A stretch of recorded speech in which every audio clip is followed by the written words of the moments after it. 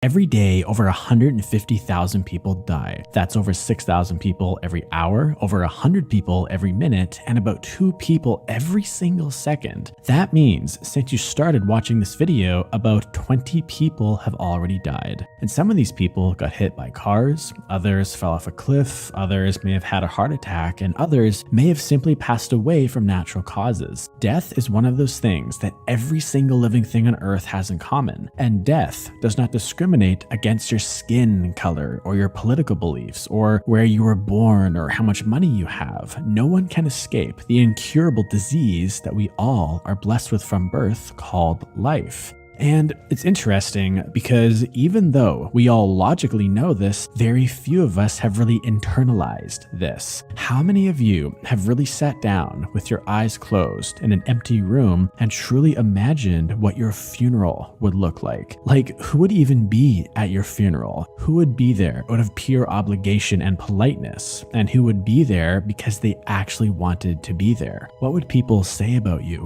What would they remember? And it's weird because you'd think because we all have this terminal disease called life that we all would be more sympathetic and loving with one another. I mean, this life disease really is the one thing that all human beings have in common. Because in 120 years from now, every single human being on Earth will be dead and a brand new set of humans will be alive. And then in another 120 years after that, another brand new set of people will be alive. And this is the cycle of life. It just goes on and on and on. And when you start thinking about life like this, you really start to realize how short our time here on Earth really is. And you also start to realize that we all are on this journey together as one. And it also makes you question the way most people interact with one another. Like, why do so many people get so angry with each other? Or why do people argue with each other? Why do people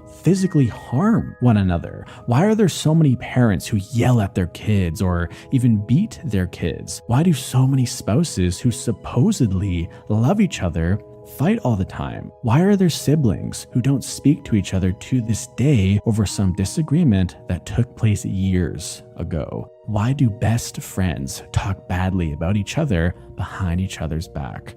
Why do human beings behave like this? I think a part of it is because we really have not sat down to really think about what the true meaning of life is. And I also think that most people really have not come to terms with the fact that they are not going to be here forever. And to be honest, I don't really claim to know what the true meaning of life is. Okay, I think it's something that our human brain can't fully logically understand. It would kind of be like trying to explain consciousness to a dog or a cat or something. They just can't understand it. However, what I will say is there are some things that I think everyone should know. And I think the first step to actually understanding a topic like the meaning of life is to first align ourselves with the 4 truths of the universe. And the first truth is the truth of cause and effect, which means that every single thing you do or say has some kind of effect on the world around you and yourself. For example, let's say a number of years ago you lost your temper and you got really mad at a loved one in your life. This could be a family member or a friend or even that random person on the street. That one single incident where you lost it will have a lingering effect on that person to this day. Now, with that being said, it doesn't have to be some huge effect. It could be a very mild and small effect, and it could be buried deep within their subconscious that isn't necessarily visible on the exterior. But make no mistake, the effect is there, and it will always be there, and there is nothing that you can do to undo that. And the reason why most people hate hearing this is because it instantly makes them accountable for every single thing that they have ever done. And being held accountable is something that most human beings hate. Now, to be clear, I'm not saying that we should all dwell in the past and feel sorry for ourselves, but what it does mean is that going forward, you should be very conscious of the things that you say and the things that you do within this world. And if you feel like you behaved in a way or you really lost it on someone, you can always apologize to that person because it is never, ever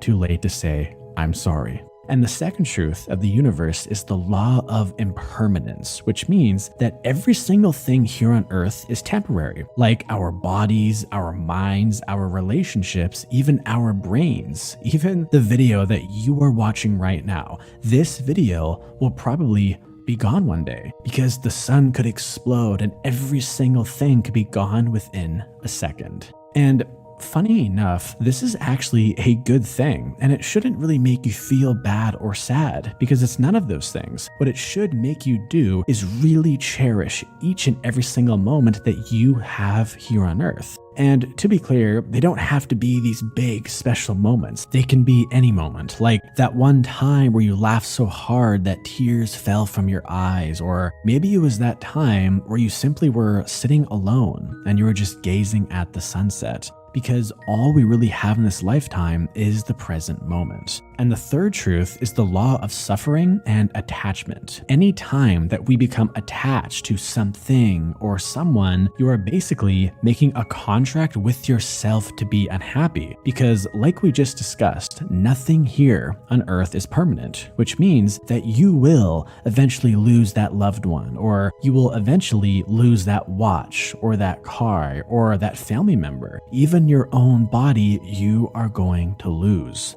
And the fourth truth is that we all are going to die one day. And the death truth is typically the toughest one for most people to accept because it often makes people really sad. But death does not have to be this horribly bad thing or even a sad thing, because without death, the moments with our friends or our family would not really be that special or deep. Without death, everything would eventually become dull and meek and gray, and there would be no incentive to really love and cherish the moments that we have with one another. There would be no incentive to really laugh deeply or love deeply or even to be present. And these are the things that truly make life rich and worth living. And on top of that, death is one of those things that truly does connect all of us because it makes you realize that you and the 7 other billion people here on Earth really are all on the same team, because this is our time. This is our time to collectively live life to the fullest as one. So the next time that you feel the need to yell at that loved one, or to yell at that person who cut you off in traffic, or to get revenge on that person who wronged you in the past, just remember that you are choosing to actively hurt your very own teammate. Make every moment count. Love deeply, laugh deeply, and be present to the moment. Because at the end of the day, all we really have in life is the present moment. So don't let it go to waste.